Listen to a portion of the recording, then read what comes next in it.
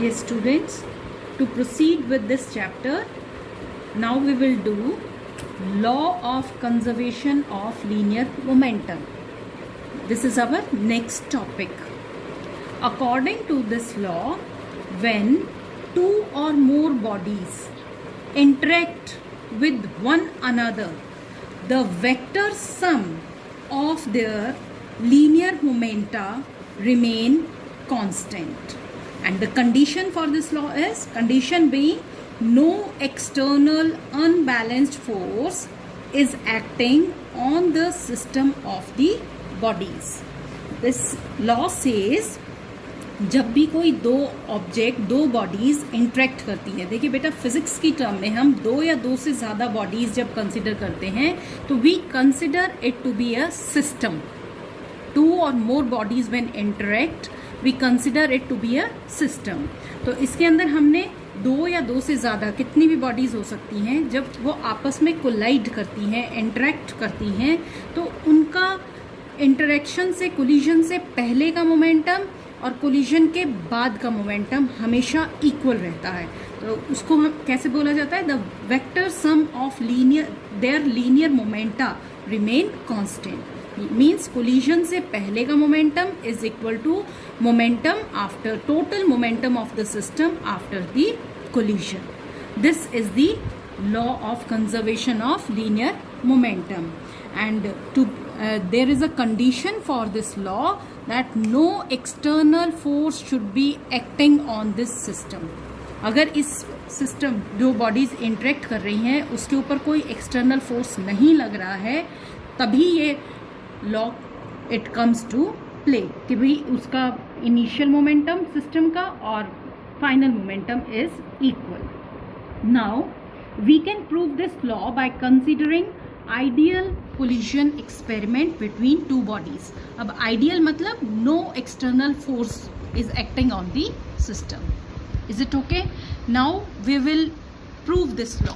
To prove this law, suppose two balls A and B are moving in same direction along straight line with different velocities.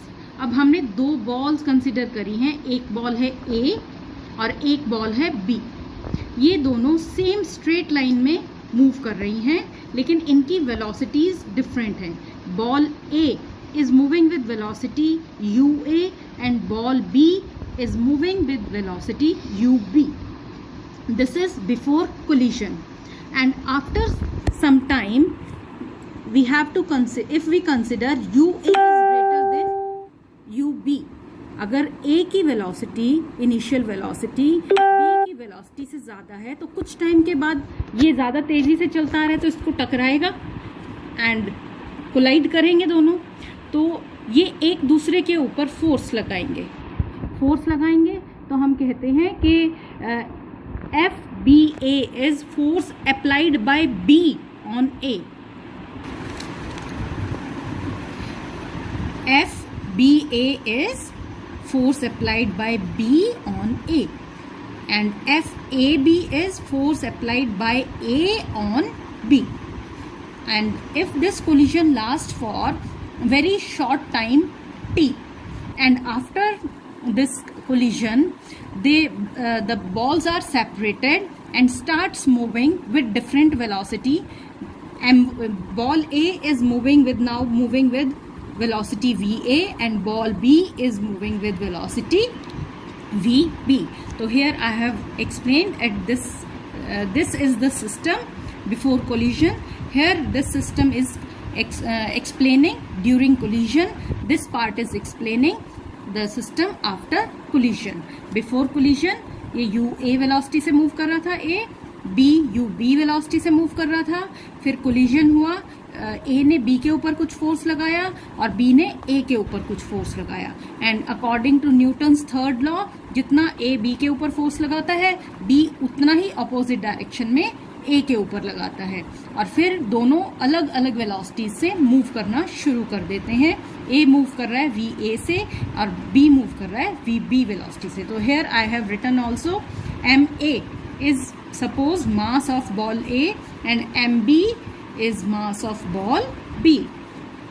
VA is initial velocity of ball A and VB is initial velocity of ball B. Initial दोनों की क्यों है? क्योंकि अभी तक इनके अंदर collision नहीं हुआ है, तो स्टार्टिंग में ये दोनों UA और UB वेलोसिटी से मूव कर रहे हैं. तो इसकी इनिशियल वेलोसिटी UA, इसकी initial velocity UB. If UA is greater than UB, then they will definitely collide. Straight line में मूव कर रहे हैं तो वो कोलाइड करेंगे ही करेंगे. And T is the short time for which collision lasts. Now after this T time they will be separated and start moving in separate direction, different direction. That and the velocity of ball A, final velocity of ball A is VA and final velocity of ball B is VB. This is the consideration part for the proof of the law of conservation of momentum. Now what we have to do? Now change in momentum of A. Change in momentum of A. Momentum जो ball A है उसके अंदर क्या change आएगा? This is equal to momentum of A after collision minus momentum of A before collision. Momentum of A after collision minus momentum of A before collision. Now what is the collision momentum of A after collision? After collision momentum का क्या formula होता है? M into V. तो M A VA is collision momentum after collision minus M A UA is collision momentum of A before collision. Now rate of change of momentum of A, rate of change of momentum of A is equal to rate of change of का मतलब change in momentum divided by time. Change in momentum of A divided by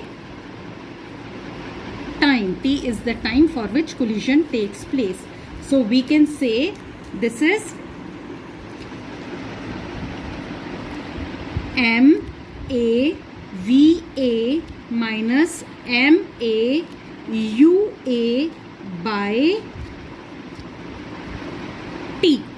And by Newton's second law, this is directly proportional to force applied. अब ये force कौन सा लग रहा है इस पे?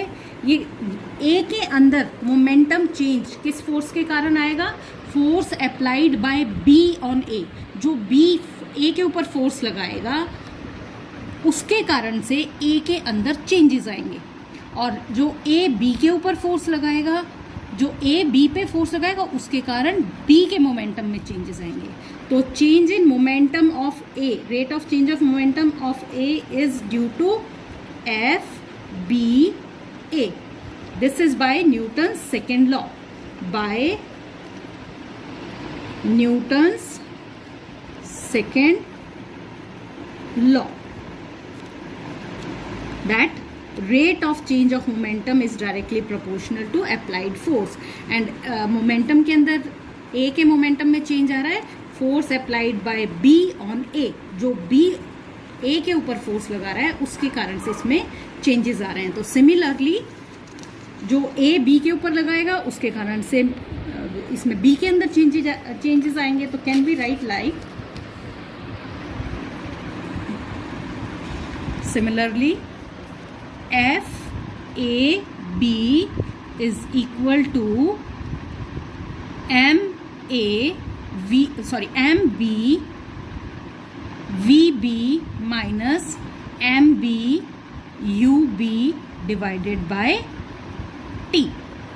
Now by Newton's third law, action and reaction are equal and opposite.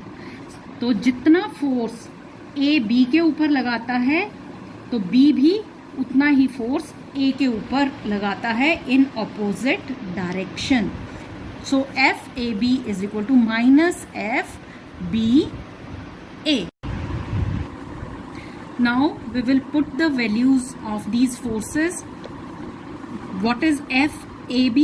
Force applied by A on B, and force FBA is force applied by B on A. अब इसकी वैल्यू हमारे पास यहाँ पर आ गई है और इसकी वैल्यू हमारे पास ये है. इन दोनों की वैल्यूज को हम पुट करते हैं. FAB is MBVB minus MBUB by T. So here I have put the value MBVB minus MBUB by T, and this is the minus sign, and FAB is MAVA minus MAUA by T. When denominators are same,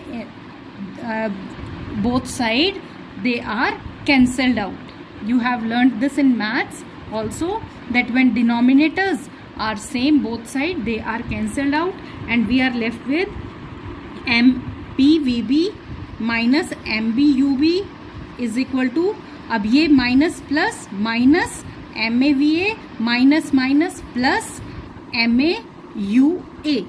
अब हम क्या करेंगे, we have to take the values of U one side and V another side. तो अगर VA की value को, V वाली values को इधर लेके जाते हैं और U वाली वैल्यूज को इधर लेके जाते हैं, तो ये टर्म जो माइनस में है वो इधर आके प्लस में हो जाएगी, और ये टर्म जो माइनस में वो इधर आके प्लस में हो जाएगी. तो दिस इज MBVB और ये इधर आया MAVA. अब ये क्या है MAUA, और ये इधर आएगी U की टर्म तो प्लस हो जाएगी, plus MBUB.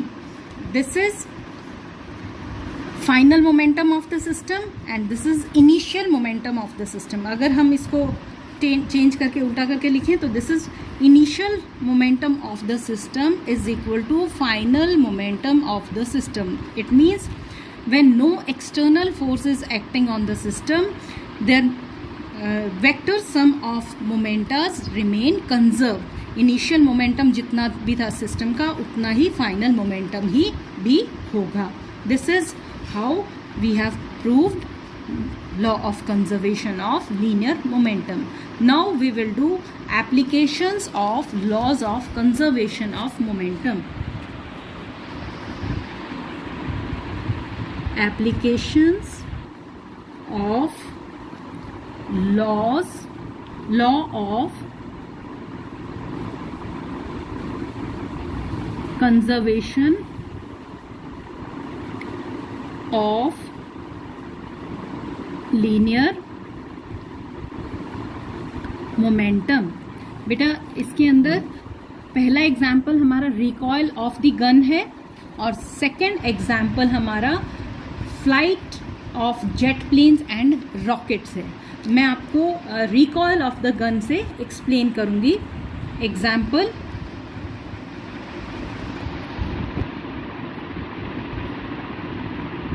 Recoil of gun. ये मैंने आपको बताया था न्यूटन्स थर्ड लॉ में कि जब भी किसी बुलेट को गन से शूट करते हैं तो बुलेट बैकवर्ड डायरेक्शन में मूव करती है. वो किस वेलोसिटी से बैक डायरेक्शन में मूव करती है उसको हम फाइंड आउट कर सकते हैं law of conservation of linear momentum को अप्लाई करके. अभी देखिए बेटा, सपोज हमने कंसिडर किया m1 mass of bullet, mass of bullet, and m2 mass of gun. u1 is initial velocity of bullet and u2 is initial velocity of gun, v1 final velocity of bullet, and v2 is final velocity of gun. अब देखिए बेटा, by law of conservation of momentum m1 u1 plus m2 u2 is equal to m1 v1 plus m2 v2. इसमें मास m1 bullet का मास है, u1 bullet की velocity है, m2 gun का मास है, u2 गन की इनिशियल वेलोसिटी है. m1 आपको पता ही, m1 m2, u1 v1 is velocity of the bullet after the shot. जैसे ही उसको शॉट किया उसके बाद v1 वेलोसिटी से बुलेट मूव करता है, and v2 is the velocity of gun, जो गन बैकवर्ड डायरेक्शन में मूव करेगी बुलेट को शॉट करने के बाद, तो वो v2 वेलोसिटी से मूव करेगी, and this velocity we have to find. This is called the recoil velocity. अब देखिए, बिफोर शॉट करने से पहले बुलेट रेस्ट में है और गन भी रेस्ट में है, तो दोनों की वेलोसिटी क्या हो गई, 0. तो इनिशियल वेलोसिटी पूरे सिस्टम की क्या हो गई, 0. इनिशियल वेलोसिटी पूरे सिस्टम की anything multiplied by 0 is 0, plus anything multiplied by 0 is 0. 0 plus 0 is 0. तो इनिशियल मोमेंटम पूरे सिस्टम का हमारे पास 0 आ रहा है बिफोर दी शॉट. और शॉट करने के बाद m1 जो मास है बुलेट का, और बुलेट मूव करता है v1 वेलोसिटी से, और m2 मास है गन का, और ये बैक साइड में मूव करता है v2 वेलोसिटी से. अब हमें ये कैसे पता चलेगा कि बैक साइड में मूव कर रहा है, ये भी हमारा इसी में प्रूव होगा अभी. अब अगर हम इसको इधर लेके जाते हैं तो it will be minus m1 v1 is equal to m2 v2. We have to calculate v2, तो m1 यहाँ मल्टीप्लीकेशन में है तो इक्वल टू के इस साइड आएगा तो डिवाइड में हो जाएगा, minus m1 v1 by m2 is equal to v2. It is the recoil velocity. Recoil velocity of gun. ये फॉर्मूला आप डायरेक्ट भी यूज कर सकते हैं. Negative sign shows that gun moves in the opposite direction of the bullet shot. जिस डायरेक्शन में bullet shot किया है, गन उससे ऑपोजिट डायरेक्शन में मूव करेगा, which is called recoil velocity of the gun. आप इसको फॉर्मूले को एज इट इज लर्न भी रख सकते हैं, और इसको इस तरह से डिराइव करके अपने आप पेपर के टाइम पे सोच भी सकते हैं कि इसका v2 का फॉर्मूला क्या आएगा. इट इज़ वेरी सिंपल कि इनिशियली पूरा सिस्टम का वेलोसिटी इसमें 0 है, तो फाइनल वेलोसिटी निकालनी है. ठीक है, अगर किस वेलोसिटी से वो मूव करता है. अगर आप इसमें इसकी v2 की वेलोसिटी निकाल लेते हैं, v1 की वेलोसिटी आपको मालूम है, m1 भी मालूम है, m2 भी मालूम है, v2 कैलकुलेट किया उसको भी आपने वैल्यू पुट करी, तो ये भी टोटल जब उसको करोगे तो ये भी इक्वल टू 0 आएगा bye law of conservation of momentum. तो उसके लिए प्रूव करने के लिए आपको पहले v2 कैलकुलेट करना पड़ेगा कितना आता है. और इसी तरह से हम सेकेंड एग्जाम्पल ले सकते हैं, flying of jet planes and rocket, जिसके अंदर इनिशियल मोमेंटम जेट प्लेन और एग्जॉस्ट गैसेस का, रॉकेट और एग्जॉस्ट गैसेस का 0 होगा जब तक वो लॉन्चिंग के लिए स्टार्ट नहीं होता. एस्केप, उसमें से गैसेस एस्केपिंग के लिए नहीं स्टार्ट होता है. जैसे ही वो स्टार्ट होगा उसका फाइनल मोमेंटम ये होता है, और उसके बाद आप इसकी एग्जॉस्ट गैसेस किस वेलोसिटी से मूव कर रही हैं उसको आप निकाल सकते हैं. Thank you.